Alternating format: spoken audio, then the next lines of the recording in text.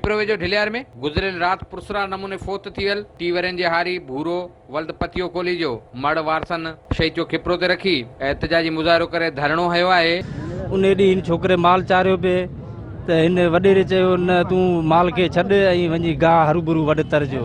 छोकिरे चयो न अॼु असांजो त्योहार आहे इन करे ऐं माल खे चारी ऐं पाणी पीआरे ॿधी छॾियां थो।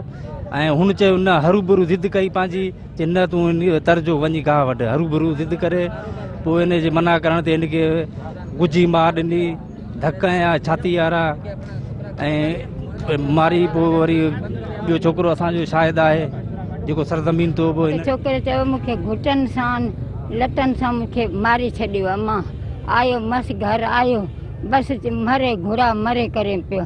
अरे बाबा रड़ियूं करण लॻियो ना साख ने सवलो बेगानो करी मारे घर आयो बसि खट में पियो पियो। मुंहिंजो पुटु ना उठे ना करे।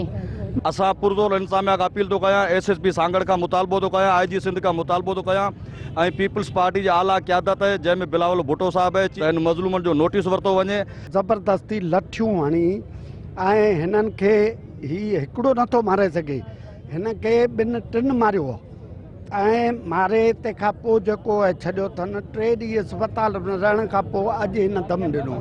असीं ही कमाइनि था असीं खाऊं था। एहतजाज कंदड़ मुतालबो कंदे चयो आहे त भूरे भील ते तशद्दुद कंदड़ खिलाफ़ केस दाख़िल करे उन्हनि सां इंसाफ़ कयो वञे। कैमरामैन मावजी कुमार ऐं फरहान कुंबर सां गॾु राजा Rashid comber, Sindh TV news, खिप्रो।